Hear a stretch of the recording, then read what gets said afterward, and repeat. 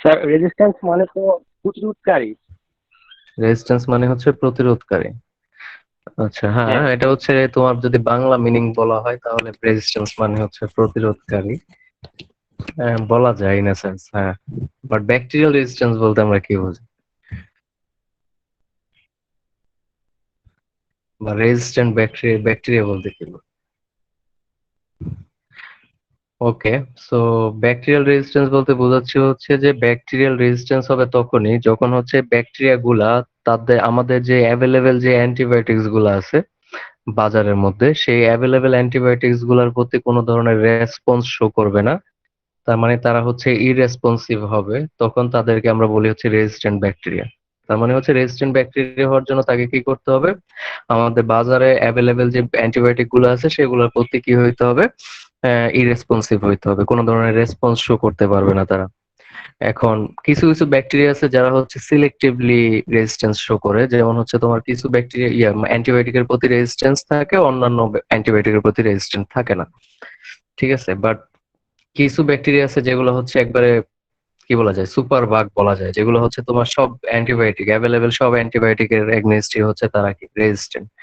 ঠিক আছে, সো এরকম সুপার বাগ যদি তৈরি হয় যেটা হচ্ছে খুবই সিভিয়ার, মানে প্রবলেম তৈরি করতে পারে আমাদের জন্য ভবিষ্যতে। কারণ হচ্ছে যে কোনো ধরনের অপারেশন বলো বা যে কোনো ধরনের সার্জারির পরে কিন্তু হাই পাওয়ারের অ্যান্টিবায়োটিক দেওয়া হয় যাতে করে ওইখানে কোনো ধরনের ইনফেকশন না হয়। সো যদি সুপার বাগ দ্বারা কোনো কারণে ইনফেকশন তৈরি হয়, দেখা গেছে যে ওইটা ট্রিট করা খুবই মানে চ্যালেঞ্জিং একটা জব হয়ে যাবে। এবং এই যে অ্যান্টিবায়োটিক রেজিস্ট্যান্সটা এটা আমাদের জন্য খুবই গুরুত্বপূর্ণ। কেন? কারণ হচ্ছে যে এটা কয়েকটা অ্যাঙ্গেল থেকে যদি চিন্তা করি তাহলে গুরুত্বপূর্ণ। যেমন হচ্ছে অ্যান্টিবায়োটিক রেজিস্ট্যান্স হওয়ার কারণে যেহেতু ইনফেকশাস ডিজিজ গুলা খুবই অ্যাভেলেবেল এবং খুবই মনে করো মানে সব দেশেই মোটামুটি মোরলেস আছে। সো এটার কারণে যে অ্যান্টিবায়োটিক রেজিস্ট্যান্স হওয়ার কারণে দেখা যাচ্ছে যে ইনফেকশাস ডিজিজ গুলাকে আমরা প্রিভিয়াসলি যেভাবে ট্রিট করতাম বা প্রিভিয়াসলি তাদের ট্রিটমেন্ট যেগুলো ছিল, এখন আমাদেরকে একটু ডিফারেন্ট ওয়েতে চিন্তা করা লাগে।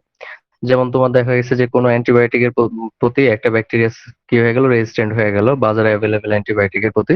সো ওইটাকে কিভাবে আমরা হচ্ছে ট্রিট করতে পারি আর কি, ওইটা আমাদের অল্টারনেটিভ খোঁজার সময় চলে আসছে। এবং এটা আরেকটা চ্যালেঞ্জিং কারণ হচ্ছে কি যে একটা কোম্পানি যখন অ্যান্টিবায়োটিক ডেভেলপ করে, একটা ফার্মাসিউটিক্যাল কোম্পানি অনেক গবেষণা করে অ্যান্টিবায়োটিক যখন তারা তৈরি করে, তাদের বিলিয়ন বিলিয়ন ডলার খরচ হয়। এবং তাদের একটা টার্গেট থাকে যে এই টাকাটা তারা হচ্ছে এই অ্যান্টিবায়োটিকটা সেল করে তারা তুলে নিয়ে আসবে মার্কেট থেকে। কিন্তু দেখা গেছে কিছু কিছু অ্যান্টিবায়োটিক ডেভেলপমেন্টের উইদিন 2 to 3 ইয়ার্স এর মধ্যে তারা হচ্ছে রেজিস্ট্যান্স গ্রো করে ফেলতেছে। যেখানে একটা কোম্পানি কোন একটা অ্যান্টিবায়োটিক ডেভেলপ বা কোন একটা ড্রাগ ডেভেলপমেন্ট করার পরে প্রায় 20 ইয়ার্স এর জন্য তারা প্যাটেন্ট পায়। তার মানে হচ্ছে 20 বছর পর্যন্ত তারা হচ্ছে নিজেরাই এই ওষুধটা তৈরি করবে এবং নিজেরাই মার্কেটে সেল করবে, অন্য কোনো কোম্পানি এটা বানাইতেও পারবে না, সেলও করতে পারবে না। এই সুযোগটা ওয়ার্ল্ড ট্রেড অর্গানাইজেশন যেটা আছে, ডাব্লিউটিও যারা, তারা হচ্ছে মেইনলি দেয় ওই কোম্পানিকে, যে আপনারা এত টাকা খরচ করে ডেভেলপ করছেন, এখন আপনারা এই 20 বছর হচ্ছে আপনারা এটা সেল করে আপনাদের লাভ সহ তুলে নিয়ে আসেন। বাট অ্যান্টিবায়োটিক রেজিস্ট্যান্স হওয়ার কারণে দেখা গেছে যে কোম্পানি 2-3 বছরের মাথায় দেখা গেছে রেজিস্ট্যান্ট হয়ে যাচ্ছে। এতে করে কোম্পানি তার যেই টাকাটা খরচ করতেছে ওই টাকাটা আর উঠে আসতেছে না। এতে করে কোম্পানিগুলোও এখন আর ইন্টারেস্ট শো করতেছে না অ্যান্টিবায়োটিক নিয়ে কাজ করার জন্য।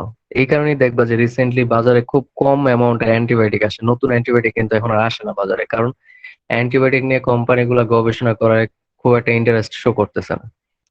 ঠিক আছে, এবং এটা খুবই চ্যালেঞ্জিং একটা জব। এবং দ্যাটস ওয়াই যেটা হচ্ছে যে এখন অ্যাভেলেবেল যে অ্যান্টিবায়োটিক গুলো আমাদের বাজারে আছে কমার্শিয়ালি অ্যাভেলেবেল, সেই অ্যান্টিবায়োটিক গুলাকে কিভাবে আমরা নতুন করে তাদের রেজিস্ট্যান্স মুক্ত করতে পারি সেটা নিয়ে এখন আমরা চেষ্টা করতেছি, যে তার সাথে অন্য কোনো মলিকিউল আমরা দিয়ে কোনোভাবে তার রেজিস্ট্যান্সটা আমরা করতে পারি কিনা, রিমুভ করতে পারি কিনা। যেহেতু আমাদের বাজারে অ্যাভেলেবেল যে অ্যান্টিবায়োটিক গুলো আছে তাদের দামও কম এবং হচ্ছে আহ, মানে যদি আমরা কোনোভাবে তাদেরকে আবার ইউজেবল করে ফেলতে পারি। যেমন তোমরা দেখবে যে অনেক অ্যান্টিবায়োটিকের সাথে যেমন ক্ল্যাভিউলানিক অ্যাসিড যুক্ত করে দেওয়া হয়, যেমন সেরোক্সিবি সেফিউরক্সামের সাথে তোমার হচ্ছে ক্ল্যাভিউলানিক অ্যাসিডের একটা কম্বিনেশন পাওয়া যায় বাজারে, যেখানে হচ্ছে ক্ল্যাভিউলানিক অ্যাসিডটা হচ্ছে তোমার কি করে এই সেফিউরক্সামটাকে তোমার হচ্ছে রেজিস্ট্যান্সটা যাতে না হয় সেটাকে রিমুভ করতে সাহায্য করে।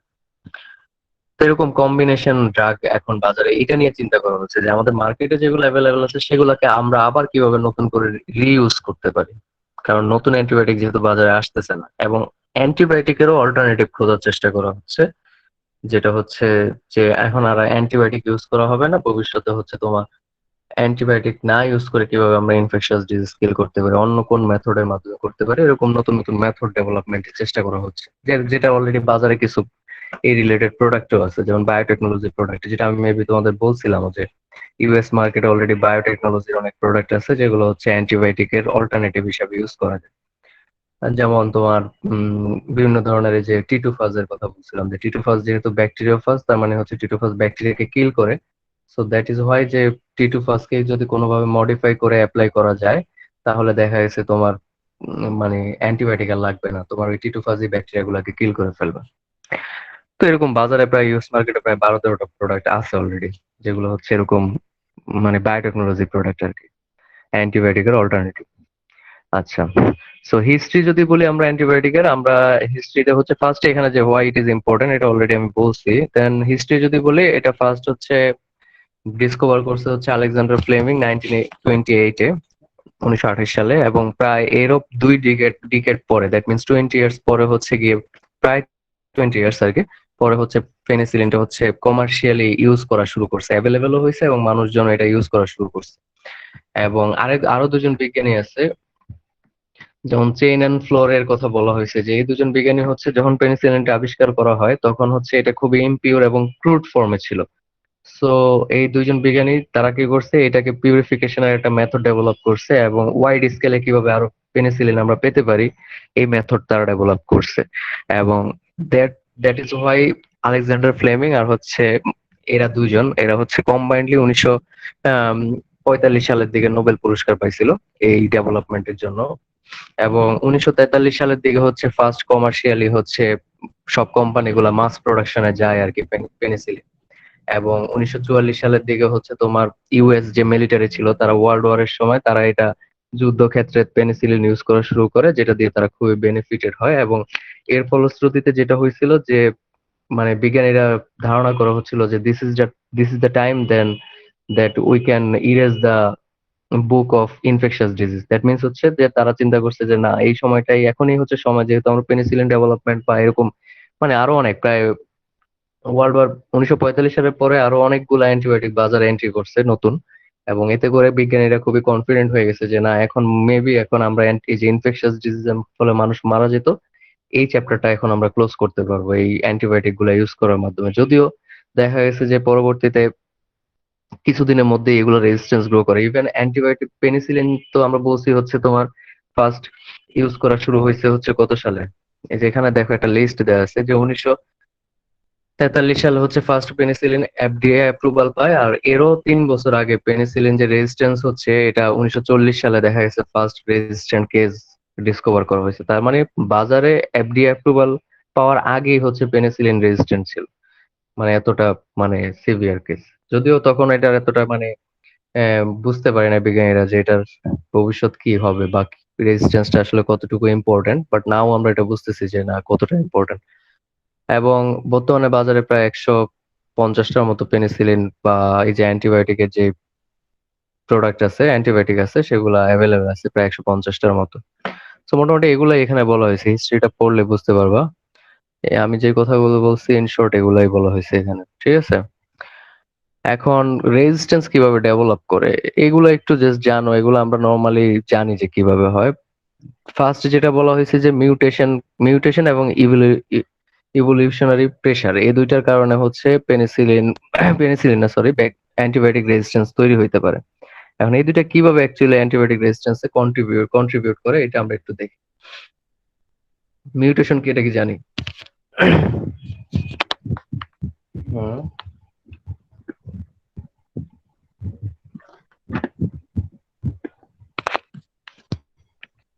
হ্যালো। জি স্যার, জানি। আচ্ছা, ডিএনএ সিকোয়েন্স চেঞ্জ করে। মিউটেশন কিভাবে রেজিস্ট্যান্স তৈরি করতে পারে বা এটার ভূমিকাটা কি রেজিস্ট্যান্সে? মিউটেশন এবং ইভলিউশনারি প্রেসারের কথা বলা হয়েছে। আচ্ছা দেখো, তুমি মনে করো কোনো একটা ব্যাকটেরিয়াল স্ট্রেন বা কোনো একটা ব্যাকটেরিয়া হচ্ছে রেজিস্ট্যান্ট হয়ে গেছে। তুমি মনে করো কি করলা, যে ব্যাকটেরিয়াটাকে হচ্ছে অ্যান্টিবায়োটিক দিছো কিল করার জন্য, বাট ব্যাকটেরিয়াটাকে তুমি যে ডোজে দিছো অ্যান্টিবায়োটিকটা, ওই ডোজে ব্যাকটেরিয়াটা কিল হয় না। এতে করে যখন এই ব্যাকটেরিয়াটা রিমুভ হয়ে যাবে মিডিয়া থেকে, তখন ব্যাকটেরিয়াটা আস্তে আস্তে কি করবে, ওই অ্যান্টিবায়োটিক এগনিস্টে নিজের বডিতে বিভিন্ন ধরনের প্রোটিন সিনথেসাইজ করবে, যাতে করে ওই অ্যান্টিবায়োটিকটা নেক্সট টাইম হচ্ছে ব্যাকটেরিয়া বডিতে কাজ করতে না পারে। এখন এই যে প্রোটিন সিনথেসাইজ করবে, দ্যাট মিনস হচ্ছে প্রোটিন সিনথেসাইজ করার জন্য ব্যাকটেরিয়াল যে জেনেটিক ম্যাটেরিয়াল আছে, যেটাকে আমরা প্লাজমিড বলি, ওই প্লাজমিডে কিছু সিকোয়েন্স চেঞ্জ হবে, তাই না? কারণ আমরা জানি যে আমাদের বডিতে কি কি প্রোটিন তৈরি হবে বা কি হবে, এগুলো সব কোড করা থাকে কোথায়, আমাদের যে জিন আছে সেখানে কোড করা থাকে ডিএনএ এর মধ্যে। তো ব্যাকটেরিয়ার ক্ষেত্রেও তো সেম, যে তুমি যখন একটা অ্যান্টিবায়োটিক ব্যাকটেরিয়াটাকে দিলা, ব্যাকটেরিয়া হচ্ছে যেটা করবে যে আহ, যখন সে মারা গেল না, সে আলটিমেটলি যেটা করবে পরবর্তীতে তার জেনেটিক মিউটেশন তৈরি করবে, যাতে করে সে নতুন কিছু প্রোটিন তৈরি করতে পারে, যেটা ওই অ্যান্টিবায়োটিকটার এগনিস্টে কাজ করতে পারে। এখন ব্যাকটেরিয়া কিন্তু নিজে মিউটেট করলো, মিউটেট করার সাথে সাথে সে যেটা করবে, ব্যাকটেরিয়ার কিছু ক্যারেক্টার আছে, ব্যাকটেরিয়ারও কিন্তু ফেসবুক মিডিয়া আছে, তার মানে ব্যাকটেরিয়াও কিন্তু সোশ্যাল মিডিয়া ইউজ করে, যেটাকে ব্যাকটেরিয়ার ফেসবুকটাকে বলা হয় হচ্ছে বায়োফিল্ম ফরমেশন আর কি, যেটাকে কোরাম সেন্সিং ও বলা হয়। আর একটা নাম আছে যে ব্যাকটেরিয়াল সোশ্যাল মিডিয়া বা ব্যাকটেরিয়ার ফেসবুক হচ্ছে কোরাম সেন্সিং। এটা একটা টার্ম আছে, এটা একটু গুগল করে দেখবা। কোরাম সেন্সিংটা হচ্ছে ব্যাকটেরিয়া যখন নিজে রেজিস্ট্যান্ট হলো, একটা ব্যাকটেরিয়া মনে করো নিজে রেজিস্ট্যান্ট তৈরি করছে, তখন সে যেটা করবে, সে বিভিন্ন ধরনের কেমিক্যাল নিঃসরণ করবে বা সিক্রেট করবে ওই মিডিয়াতে। এতে করে যেটা হবে যে সে বাকি সবাইকে জানায় দিবে যে আমি এই পরিবর্তন আনছি, তোমরা সবাই এই পরিবর্তনটা নিয়ে আসো। তার মানে হচ্ছে সে কিন্তু এটা ফেসবুকে স্ট্যাটাস দেওয়ার মতো কাজ করলো, যে ওই মিডিয়াতে সে সবাইকে জানায় দিল যে আসো আমরা সবাই মিলে এই চেঞ্জটা নিয়ে আসি, এই চেঞ্জটা নিয়ে আসলে আমাদের কি হবে না, পরবর্তীতে কোনো ধরনের যদি অ্যান্টিবায়োটিক আমাদেরকে দেওয়া হয় আমরা এই আর মরবো না। তো এই প্রসেসটাকে, এর প্রসেসের মাধ্যমে ব্যাকটেরিয়া বায়োফিল্ম তৈরি করে, যেটা হচ্ছে ব্যাকটেরিয়ার একটা স্ট্রাকচার বা একটা কলোনি, যেটা হচ্ছে যেই কলোনিতে কোনো অ্যান্টিবায়োটিক কাজ করে না বায়োফিল্ম ফরমেশনের কারণে। এখন ব্যাকটেরিয়া গুলো কিন্তু শুধুমাত্র যে মিউটেট হয়েছে তাই কিন্তু না, ব্যাকটেরিয়া কিন্তু কন্টিনিউয়াসলি ডিভাইডও করতেছে বা রিপ্রোডিউসও করতেছে। সো এতে করে দেখা গেছে কি হবে, যে ব্যাকটেরিয়া তো নিজে ইনফেক্ট হয়েছেই, রেজিস্ট্যান্ট হয়েছেই, ওই ব্যাকটেরিয়া থেকে পরবর্তীতে যতগুলা নতুন ব্যাকটেরিয়া তৈরি হচ্ছে সবগুলাই রেজিস্ট্যান্ট ব্যাকটেরিয়া তৈরি হচ্ছে। সো বাই দিস প্রসিডিউর কিন্তু দেখা গেছে যে যদি একটা স্ট্রেন, কোনো একটা স্ট্রেন যদি একবার রেজিস্ট্যান্স হয়ে যায়, সে তার পরবর্তী যতগুলা স্ট্রেন তৈরি করবে রিপ্রোডাকশনের মাধ্যমে, সবগুলাই রেজিস্ট্যান্ট স্ট্রেন তৈরি হবে। কথা কি বুঝতে পারছি এই মিউটেশন এবং ইভলিউশনারি প্রেসারের ব্যাপারটা? হ্যাঁ। হ্যালো। জি স্যার। জি স্যার। বুঝো নাই কে, নাকি সবাই বুঝছে? বুঝছি স্যার। আচ্ছা, তার মানে হচ্ছে তোমার একটা ব্যাকটেরিয়াকে কিল না করে তুমি রেখে দেওয়া মানে কিন্তু একটা সিভিয়ার কেস, যে তুমি দেখা গেল যে পুরা পরবর্তী যতগুলা ব্যাকটেরিয়া ওইটা থেকে তৈরি হচ্ছে সবগুলাই হচ্ছে রেজিস্ট্যান্ট ব্যাকটেরিয়া তৈরি হবে। এবং আবার বলছি যে একটা কলোনিতে একটা ব্যাকটেরিয়া যদি রেজিস্ট্যান্ট হয়ে যায়, সে কোরাম সেন্সিং এর মাধ্যমে সব ব্যাকটেরিয়াকে রেজিস্ট্যান্ট করে ফেলে বাই সিক্রেটিং ডিফারেন্ট কেমিক্যালস। ঠিক আছে, এবং দে উইল ফর্ম বায়োফিল্ম। এগুলো একটু, এই টার্ম গুলো একটু তোমরা গুগল করে দেখতে পারো যে বায়োফিল্ম কি, তারপর হচ্ছে কোরাম সেন্সিং কি। কোরাম সেন্সিং খুব রিসেন্ট একটা ডিসকভারি, খুব বেশি দিন হয় না কোরাম সেন্সিং এর কনসেপ্ট। আচ্ছা, তারপর বলা হয়েছে যে এখন আমরা দেখতেছি হচ্ছে কি কিভাবে রেজিস্ট্যান্স হয়, এটা একটা প্রসেস, যে মিউটেশন হয়ে গেল, মিউটেশন হওয়ার পরে পরবর্তী সবগুলাকে সে মিউটেট করে ফেললো, এটা একটা ওয়ে। দেন আরেকটা ওয়ে হচ্ছে তোমার ট্রাভেলার্স, যে একজন ট্রাভেলার্স কিভাবে তোমার রেজিস্ট্যান্স কন্ট্রিবিউট করতে পারে বা রেজিস্ট্যান্সে কন্ট্রিবিউশন রাখে। মানে বলো তো দেখি কেউ একজন, যে মনে করো একজন মানুষ এক এক দেশ থেকে আরেক দেশে ট্রাভেল করতেছে, কিভাবে সে রেজিস্ট্যান্স করতে পারে, কন্ট্রিবিউট করতে পারে।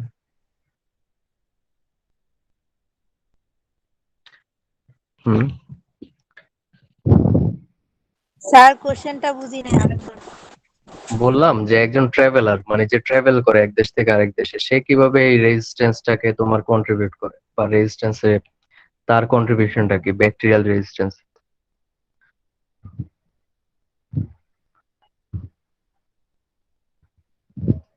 আচ্ছা, এটা হচ্ছে ট্রাভেলার, মনে করো দেখা গেছে যে যখন কোনো একজন ট্রাভেলার মনে করে এক দেশ থেকে আরেক দেশে ট্রাভেল করে, এবং যদি কোনো সিক মানে ট্রাভেলার যদি সিক হয় কোনো ব্যাকটেরিয়া বা ই দ্বারা, রেজিস্ট্যান্ট স্ট্রেন দ্বারা, তো সে দেখা গেছে তার তার সাথে করে কিন্তু ওই স্ট্রেনটাকে অন্য দেশে নিয়ে যাচ্ছে। ঠিক আছে, এতে করে দেখা গেছে যে যে দেশে তোমার এই রেজিস্ট্যান্ট স্ট্রেনটা ছিল না, সেই দেশে একজন ট্রাভেলারের মাধ্যমে কি করলো, নতুন একটা স্ট্রেন হচ্ছে চলে গেল ওই দেশে, এতে করে দেখা গেছে ওই দেশে ওই স্ট্রেনটার অ্যাভেলেবিলিটি বেড়ে যাবে। সো ট্রাভেল করার ক্ষেত্রে এই কারণেই দেখবা যে বিভিন্ন ধরনের medical check up take up করে তারপরেই করা হয়, যাতে করে ইভেন তুমি যদি কোনো একটা এনিমেলকে এক দেশ থেকে আরেক দেশে পাঠাইতে নাও, ওইটারও মেডিকেল একটা সার্টিফিকেট লাগবে যে সে এনিমেলটা হচ্ছে কমপ্লিটলি হেলদি এবং তার কোনো ধরনের ডিজিজ নাই। সেম ট্রাভেলার্সদের ক্ষেত্রেও, কারণ ট্রাভেল করার সময় যদি কেউ একজন সিক থাকে, তাহলে যেমন এই যে এখন আমরা কোভিড-19 এর ক্ষেত্রে দেখতেছি যে কত রেস্ট্রিক্টেড ট্রাভেল করাটা, কারণ যাতে করে একজনের থ্রুতে অন্য দেশে, আমাদের দেশে যেরকম হয়েছে যে বলা হয়েছে বাংলাদেশে যেই কোভিড-19 এর যে স্ট্রেন গুলো পাওয়া যাচ্ছে সেগুলো ইউরোপ থেকে আসছে। সো ধরাই যাচ্ছে যে ইতালি থেকে যেহেতু মানুষ অনেক বেশি আসতেছিল ওই সময়, তো ধরাই যায় যে ওইখান থেকে কেউ একজন নিয়ে আসছে এই ডিজিজটা। সিমিলার ওয়েতে কেউ যদি রেজিস্ট্যান্ট ব্যাকটেরিয়া দ্বারা ইনফেক্টেড হইতো, সেও বাংলাদেশে এসে ওই রেজিস্ট্যান্ট ব্যাকটেরিয়াটা ছড়াই দিতে পারতো। ঠিক আছে, সো এটা হচ্ছে রেজিস্ট্যান্স ডেভেলপমেন্টের একটা ওয়ে। অ্যানাদার থিং হচ্ছে তোমার স্যানিটেশনের কথা বলা হয়েছে, যে মনে করো যদি কোনো একটা দেশের যদি মানুষজন, যেমন বা ঢাকার কথাই যদি বলি, ঢাকায় যদি কোনো একটা যেমন অনেক সময় আমরা দেখি বিভিন্ন ধরনের ল্যাবে কাজ করি আমরা, বা বিভিন্ন ধরনের বিসিএস এর বলো বা বিভিন্ন ধরনের সাইন্টিফিক ইয়াতে তোমার প্রচুর গবেষণার কাজ হচ্ছে। তো এরা তো বিভিন্ন ধরনের রেজিস্ট্যান্ট, ইভেন হসপিটাল গুলোতে প্রচুর multi drug resistant bacteria available, মানে অনেক, মানে মোর দেন 3 ড্রাগ যদি হয়, তার মানে হচ্ছে কোন একটা ব্যাকটেরিয়া যদি 3টে অ্যান্টিবায়োটিকের বেশি, 3 বা 3-এর অধিক অ্যান্টিবায়োটিকের প্রতি রেজিস্ট্যান্ট হয়, তাহলে ওইটাকে আমরা মাল্টিড্রাগ রেজিস্ট্যান্ট ব্যাকটেরিয়া বলি। এবং এই ব্যাকটেরিয়া গুলো যদি দেখা গেছে হসপিটালের স্যানিটাইজেশন প্রসেস যদি ঠিকঠাক না হয়, প্লাস হচ্ছে তোমার কোন একটা ল্যাবরেটরিতে তুমি মনে করো কাজ করলা ব্যাকটেরিয়াটা নিয়ে, মাল্টিড্রাগ রেজিস্ট্যান্ট ব্যাকটেরিয়া নিয়ে, পরবর্তীতে ওইটাকে ঠিকভাবে কিল না করে তুমি এটাকে মনে করো আমাদের যে ড্রেনেজ সিস্টেম আছে, তুমি মনে করো তোমার সিঙ্কে ধুইলা বা বেসিনের মধ্যে ধুয়ে ফেলে দিলে, এতে করে ওইটা কিন্তু পানিতে চলে আসতেছে। আলটিমেটলি এই পানিটা যাবে বুড়িগঙ্গাতে, বুড়িগঙ্গা থেকে তোমার মনে হয় কার যেন মাইক্রোফোনটা অন আছে, মেসেজ দাও, মেসেঞ্জার একটা মেসেজ দাও। ফয়জল, মাইক্রোফোন অফ করো। তো যেটা বলতেছিলাম যে তোমার মনে করো এখন এটা যদি তুমি মনে করো এখন এই যে কি করতেছো, স্যানিটাইজেশন বলতে এটাই বোঝাচ্ছে যে তোমার মনে করো পয় নিষ্কাশন ব্যবস্থা যদি ঠিকঠাক না হয়, দেখা গেল কোনো একটা ভুলের কারণে একটা ম্যাসিভ আউটব্রেক হওয়ার সম্ভাবনা থাকে। যে দেখবা যে যদি কেউ কোনো কারণে মনে করো, এবং এটা আমরা বিভিন্ন মুভিতেও দেখি, হলিউডের মুভিতে বলো বা এসে দেখি যে কোন একটা ফার্মাসিউটিক্যাল কোম্পানি তাদের অসৎ উদ্দেশ্যের কারণে তারা হচ্ছে কোন একটা রেজিস্ট্যান্ট ইয়াকে ছেড়ে দিল, এবং ওই এলাকার অনেক মানুষ ইনফেক্টেড হলো, পরে ওইটার মনে করো ওই ডিজিজটার এগেনস্টে যে ওষুধটা কাজ করে সেটাও হচ্ছে ওই কোম্পানি পরে বিক্রি করতেছে। তো এরকম হয়। তো এটা একটা ওয়ে যে তোমার স্যানিটাইজেশন ব্যাপারটা যদি পুয়ার থাকে, প্লাস হচ্ছে তোমার যদি পুরা প্রসিডিউরটাকে ঠিকঠাক ভাবে তুমি ফলো না করো, তাহলে দেখা গেছে তোমার একটা ভুলের কারণে একটা ম্যাসিভ আউটব্রেক হইতে পারে, কোন একটা ল্যাবরেটরি থেকেও অনেক সিভিয়ার ডিজিজ প্রডিউসিং এজেন্ট ছড়াই যেতে পারে পুরা। যেমন কোভিড-19 যখন আসতেছিল তখন কিন্তু ধারণা করা হচ্ছিল যে এটা কোন একটা ল্যাবরেটরি থেকে ছড়াইছে বা এই হয়েছে। সো তোমার এভরি স্টেপ, সব জায়গাতেই তোমাকে কি করতে হবে, কনসাস থাকতে হবে, তোমাকে সচেতন হইতে হবে, যেন তোমার কোনো ভুলের কারণে কোনো সিভিয়ার আউটব্রেক না হয়। আর এই মাল্টিড্রাগ রেজিস্ট্যান্ট বলতে, কারণ এগুলা কিন্তু আসলেই খুবই ডেঞ্জারাস, তুমি এগুলাকে কিল করতে পারবা না, মানে চাইলে কিল করতে পারবা না। ঠিক আছে, তো এরপরে দেখা গেছে যে এটা একটা ওয়ে যে স্যানিটাইজেশনের কারণে হয়। খাবার একটা আরেকটা সোর্স, যে খাবারের মধ্যে যদি কন্টামিনেশন হয় কোনো কারণে ব্যাকটেরিয়া দ্বারা, যেমন এখানে ইশিকা কোলাই ইকোলাই 0157 একটা স্ট্রেনের কথা বলা হয়েছে এখানে। এই যে কোড গুলা দেখতেছো সামনে, এগুলো হচ্ছে বিভিন্ন ধরনের কোডিং করা হয় তোমার সেরোলজিক্যাল ক্যারেক্টারিস্টিক্স এর উপর বেস করে এই কোড গুলা দেওয়া হয়। যেমন ইকোলাই আমরা বলি না যে কোভিড-19 অনেকগুলো স্ট্রেন পাওয়া গেছে, দেখা গেছে এক এক দেশে এক এক ধরনের স্ট্রেন দ্বারা অ্যাটাক হয়েছে। এখন স্ট্রেন বলতে বোঝাচ্ছে কি যে কোভিড-19 এর যে বা কোন একটা ব্যাকটেরিয়ার যে সারফেসে যে প্রোটিন গুলা থাকে, যেমন সেল ওয়াল বা তোমার মনে করো ফ্লাজেলা, এগুলা যে সারফেসে যে প্রোটিন গুলা থাকে, এক এক ব্যাকটেরিয়ার ক্ষেত্রে দেখা গেছে এক এক ধরনের প্রোটিন থাকে, এবং এই প্রোটিনের উপর বেস করে এদেরকে বিভিন্ন ধরনের স্ট্রেনে ভাগ করা যায়। সিমিলার টাইপের প্রোটিন কন্টেনিং গুলা থাকবে হচ্ছে একটা স্ট্রেনের মধ্যে, ডিফারেন্ট টাইপের সারফেস প্রোটিন কন্টেনিং গুলা থাকবে হচ্ছে আরেকটা স্ট্রেনের মধ্যে। এবং এই স্ট্রেন টু স্ট্রেন হচ্ছে তাদের প্যাথোলজিক্যাল ক্যারেক্টারিস্টিক্স গুলো, ইভেন তাদের ট্রিটমেন্ট টার্গেটটাও ভ্যারি করতে পারে, যে একটা স্ট্রেনকে তুমি যেভাবে ট্রিট করতেছো, অন্য সেম স্পেসিস এর ক্ষেত্রে তুমি আরেকটা স্ট্রেনকে অন্যভাবে তোমার ট্রিট করতে হবে। তো এখানে একটা কথা বলা হয়েছে যে ইউএসএ তে ইকোলাই 0157 দ্বারা একবার ইয়া হয়েছিল, যেটা হচ্ছে দুইটা ভেজিটেবলের মাধ্যমে ছড়াইছে, একটা হচ্ছে লেটুস আর একটা হচ্ছে স্পিনাচ। এই দুইটার মাধ্যমে ছড়াইছে। এবং এছাড়াও আমরা দেখি যে আমাদের বাংলাদেশে খাবারের মাধ্যমে অ্যান্টিবায়োটিক রেজিস্ট্যান্স কি পরিমাণ ভূমিকা রাখতেছে, যে আমরা কন্টিনিউয়াসলি বিভিন্ন ধরনের আহ, খাবারের মধ্যে, যেমন তোমার বিভিন্ন এনিম্যালকে বা মাছ, ইভেন এখন যে আমরা হাইব্রিড যে বিভিন্ন মাছগুলা খাচ্ছি এগুলোকেও কন্টিনিউয়াসলি অ্যান্টিবায়োটিক খাওয়ানো হয়। তো এই যে একটা লেভেল আছে সবকিছুরই, যখন তুমি হায়ার লেভেলে ইউজ করবা তখন যেটা হবে যে এইগুলো হচ্ছে ওই বডিতে, যে অ্যানিমেলটাকে উপরে তুমি ইউজ করতেছো ওই বডিতে অ্যাকুমুলেট করা শুরু করবে। এরপর তুমি যখনই ওই অ্যানিমেলটাকে তুমি নিজে কনজিউম করবা, দেখা গেছে যে তোমার বডিতে ওই অ্যান্টিবায়োটিকটার এগেইনস্টে রেজিস্ট্যান্স তৈরি হয়ে গেছে। ঠিক আছে। তো এটা একটা ওয়ে হচ্ছে তোমার, এই কারণেই বলা হচ্ছে যে খাবারের মাধ্যমে কিন্তু অনেক ধরনের ডিজিজ ছড়াচ্ছে, এবং অ্যান্টিবায়োটিক রেজিস্ট্যান্সেও খাবারটা খুব বড় ভূমিকা রাখতেছে। সবকিছুরই তোমার অ্যাপ্রোপ্রিয়েটনেস আছে, যেমন তোমার অ্যান্টিবায়োটিক তুমি ইউজ করবা, যেমন তুমি পোল্ট্রি ইয়াতে ফার্মে অ্যান্টিবায়োটিক ইউজ করবা, বাট লেভেল আছে যেটা আমরা বাংলাদেশে ফলো করতে পারি না। এবং এই কারণে বলা হচ্ছে পোল্ট্রি যে ইয়াটা আছে, ফার্ম ইয়াগুলা আছে, এগুলার ক্ষেত্রে দেখা গেছে বলা হচ্ছে হাড় জাতীয়, হাড়ের মধ্যে মেইনলি অ্যান্টিবায়োটিক, তারপর হচ্ছে তোমার লেড, এইসব জিনিসগুলো হচ্ছে অ্যাকুমুলেট করে, যেগুলো হচ্ছে তোমার, কারণ পোল্ট্রি মুরগিগুলাকে হচ্ছে তোমার ইয়া খাওয়ানো হয়, পোল্ট্রি ফিড খাওয়ানো হয়, যে ফিড গুলাতে হচ্ছে চামড়ার, গরুর যে চামড়া আছে, চামড়ার ট্যানারির যে ইয়াগুলো আছে, বজ্র বলা যায় আর কি, বা ওয়েস্ট ম্যাটেরিয়াল গুলো আছে, সেগুলাকে ইউজ করা হয়। এবং ট্যানারিতে প্রচুর পরিমাণে বিভিন্ন কেমিক্যাল ইউজ করা হয়, এবং এই কেমিক্যাল গুলো হচ্ছে দেখা গেছে পরবর্তীতে মুরগির বডিতে, মুরগির হাড়ের অস্থি মজ্জার মধ্যে কি করে স্টোর হয়ে থাকে। যখনই দেখা কেউ একজন মনে করো ওই মুরগির হাড় খাইতে যাবে, তার বডিতে ওইগুলো আস্তে আস্তে ঢুকতে থাকবে। ঠিক আছে। সো এটা একটা মানে চ্যালেঞ্জ আসলে। এগুলোকে বুঝছি। আমি তো বাহিরের আরো কিছু স্লাইডের বাহিরে অনেকগুলো কথা বলতে বলছি। হ্যালো। জি স্যার। জি স্যার। লাস্ট দুইটা টপিক আছে, একটা হচ্ছে ইমিউনো কম্প্রোমাইজড।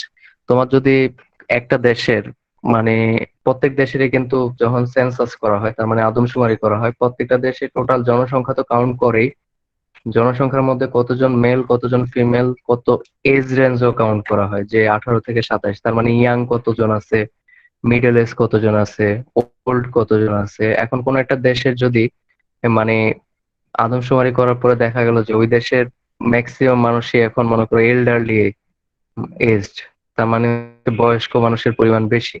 এবং বয়স্ক মানুষের ক্ষেত্রে ইমিউনো কম্প্রোমাইজেশনের একটা ব্যাপার থাকে, যে তাদের ইমিউনিটি আর আগের মতো থাকে না। তো এতে করে দেখা যাচ্ছে যদি ইমিউনো কম্প্রোমাইজ পেশেন্টের পরিমাণ বেড়ে যায় তোমার কোনো একটা কান্ট্রিতে, তখন ওই দেশে অ্যান্টিবায়োটিকের ইউজও বেড়ে যাবে। কারণ ইমিউনো কম্প্রোমাইজ পেশেন্টদেরকে তো তাদের বডি তো আর ইনফেকশাস এজেন্টের এগেনস্টে নর্মালি ফাইট করতে পারতেছে না। তো তোমাকে যেটা করতে হবে, বাইরে থেকে অ্যান্টিবায়োটিক দিয়ে তাদেরকে ঠিকঠাক রাখতে হবে। এবং over use of antibiotic can also cause antibiotic resistance. ঠিক আছে। তুমি যখন ওভারলি ইউজ করবে অ্যান্টিবায়োটিক, তখন কোনো না কোনো ভাবে এটার ব্যাড প্র্যাকটিস হবে, এবং ব্যাড প্র্যাকটিস হইলেই তোমার আলটিমেটলি এখানে রেজিস্ট্যান্স আউটব্রেকের একটা সম্ভাবনা থাকে। আর লাস্ট যেটা আছে ডেভেলপমেন্টে কন্ট্রিবিউট করে, সেটা হচ্ছে ইমার্জিং এন্ড রি ইমার্জিং ডিজিজ। এই দুটো হচ্ছে তোমার কি করে অ্যান্টিবায়োটিকের রেজিস্ট্যান্স হচ্ছে তোমার কন্ট্রিবিউশন রাখে। এখন ইমার্জিং ডিজিজ আর হচ্ছে রি ইমার্জিং ডিজিজ বলতে কি বুঝি বলো তো দেখি। হুম।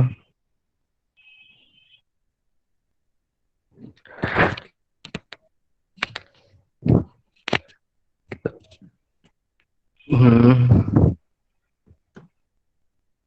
আচ্ছা, ইমার্জিং এন্ড রিইমার্জিং। রিইমার্জিং মানে হচ্ছে একটা ডিজিজ যখন তোমার কিছুদিন ছিল, তোমার তুমি ওই ডিজিজটাকে ভুলভাবে ডিল করার কারণে ডিজিজটা চলে গেছিল, আবার ফিরে আসছে, তখন সেটাকে আমরা বলি হচ্ছে রিইমার্জিং ডিজিজ। তার মানে একবার একটা ডিজিজ আসছে, আসার পরে তুমি এটাকে ট্রিট করছো, বাট ট্রিটমেন্টটা তোমার ঠিকঠাক হয় নাই, ঠিকঠাক ভাবে তুমি করতে পারো নাই।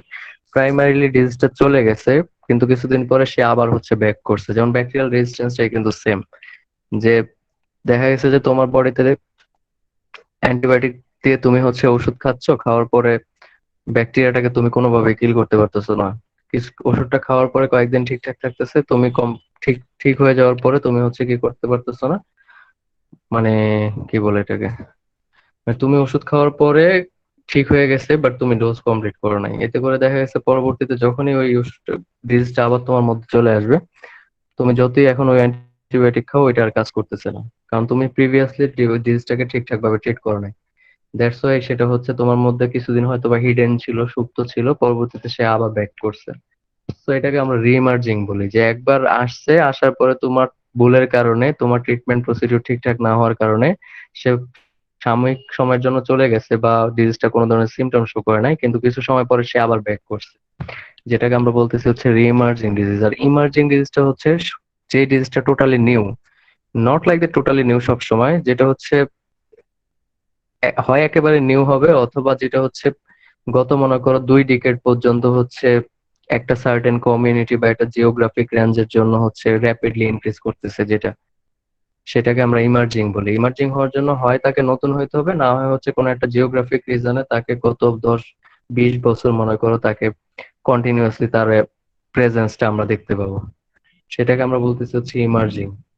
আর রিমার্জিংটা হচ্ছে যেটা হচ্ছে একবার চলে যাওয়ার পর আবার ব্যাক আসছে। সো এই টাইপের ডিজিজ গুলার ক্ষেত্রে দেখা গেছে ইমার্জিং এর উদাহরণ হচ্ছে তোমার এইচআইভি এইডস ইমার্জিং এর উদাহরণ, তারপর হচ্ছে তোমার সার্স, যেটা যেটা হচ্ছে কোভিড-19 এরিয়া, এটাও একটা ইমার্জিং ডিজিজ। তারপর হচ্ছে তোমার ইকোলাই এর কথা যেটা বললাম, ইকোলাই এর ফলে যে ইনফেকশনটা হয়েছিল, ইকোলাই 0157, এটাও একটা ইমার্জিং ডিজিজ। তো এগুলোর কারণে মোটামুটি হচ্ছে তোমার অ্যান্টিবায়োটিক রেজিস্ট্যান্স হইতে পারে।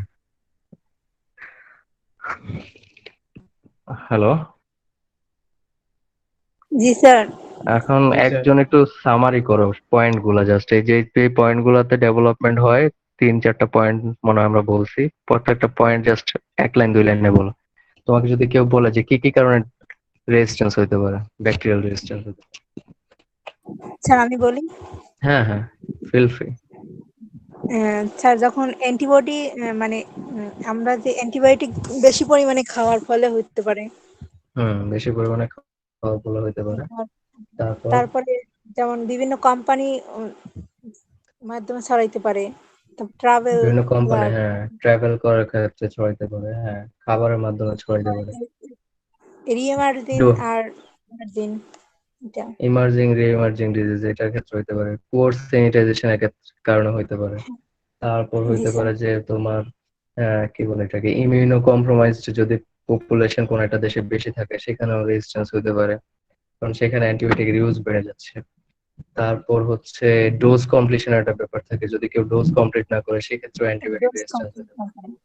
হ্যাঁ, তো এগুলো হচ্ছে মোটামুটি পয়েন্ট আকারে যদি তোমাকে কেউ মানে তুমি বলো। ইভেন মিউটেশন আরেকটা মোস্ট ইম্পর্টেন্ট, যেটা হচ্ছে জেনেটিক মিউটেশন এবং transfer of genetic material from one bacteria to another bacteria. That means যে যখন একটা ব্যাকটেরিয়ার জেনেটিক মিউটেশন হইলো এবং সে রেজিস্ট্যান্ট হয়ে গেল, তখন সে যেটা করবে যে তার মধ্যে যে জেনেটিক ম্যাটেরিয়াল গুলো আছে সে তার পরবর্তী জেনারেশন ট্রান্সফার করতেছে, এবং by this way bacteria can also grow resistance, antibiotic resistance, তাই না?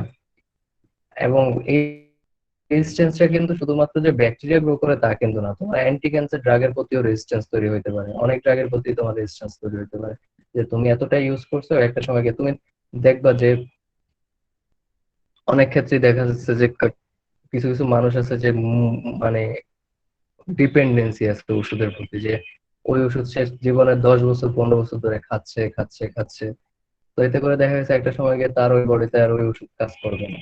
তো রেজিস্ট্যান্স শুধুমাত্র যে ব্যাকটেরিয়ার ক্ষেত্রে হয় এমনও না, তোমার হচ্ছে কেমোথেরাপিউটিক যে এজেন্ট আছে যেটা ক্যান্সার ট্রিটমেন্ট ইউজ হয় তারাও হচ্ছে রেজিস্ট্যান্স শো করতে পারে, ওইখানে আমরা না যাই ওইগুলো। এবং এখানে মোটামুটি কিছু সিমিলারিটিজ আছে রেজিস্ট্যান্স গ্রো করার ক্ষেত্রে, যে কেমোথেরাপিউটিক এজেন্টের প্রতি তোমার হিউম্যান সেল যেভাবে যে প্রোটিনের থ্রুতে পিজিপি প্রোটিন বলা হয় আর কি, এই প্রোটিনের থ্রুতে হচ্ছে কি করে তোমার রেজিস্ট্যান্স গ্রো করে, এবং ব্যাকটেরিয়ার ক্ষেত্রেও দেখা গেছে যে পিজিপি টাইপের প্রোটিন রেজিস্ট্যান্সের জন্য দায়ী, যেটা আমরা পরবর্তীতে হয়তো বা একটু ডিসকাস করবো আর একটু, যে বিভিন্ন ধরনের পিজিপি টাইপ প্রোটিন থাকে যে ব্যাকটেরিয়ার মধ্যেও থাকে হিউম্যানের মধ্যেও থাকে, এবং এই প্রোটিন গুলাকে ধরা হয় যে এরাই হচ্ছে রেসপন্সিবল ব্যাকটেরিয়ার কি বলা যায় রেজিস্ট্যান্সের জন্য। এবং এই প্রোটিন গুলো অনেক ধরনের আছে তোমার, কি বলা যায়, অনেক টাইপের হয়, ব্যাকটেরিয়ার ক্ষেত্রে হয়, প্লাস আমরা এটা নেক্সট দিন দেখবো যে ব্যাকটেরিয়া কিভাবে রেজিস্ট্যান্স গ্রো করে। ঠিক আছে, এই যে এটা বিভিন্ন মেকানিজম, একটু ডিটেল হলে ভালো হতো চ্যাপ্টারটা। আচ্ছা যাই হোক, তো এগুলা মোটামুটি একটু পড়বা ইন শর্ট আর কি। ঠিক আছে, রেকর্ডিংটা অফ করে দিচ্ছি, অ্যাটেন্ডেন্সটা নিয়ে নিই।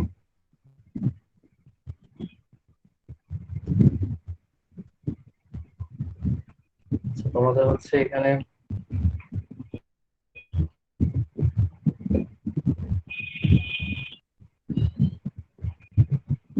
একটা কোশ্চেন দেওয়া হবে আজকে, তো তোমরা একটু এই কোশ্চেন অ্যান্সার ফর্মটাতে পার্টিসিপেট করো।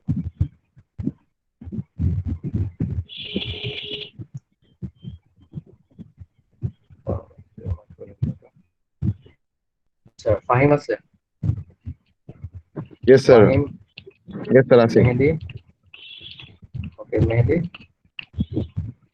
Tanvir,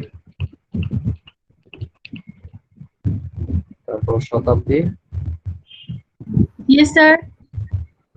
But Tanvir may be asked so Tanvir much. ছিল, হ্যাঁ হ্যাঁ, মুনিয়া আসতো, সোহেল তো আছে নাকি? সোহেল, জি স্যার। আচ্ছা, তারপর হচ্ছে বর্ণা, Present, sir. তারপর হচ্ছে ঢাকা, Present, sir.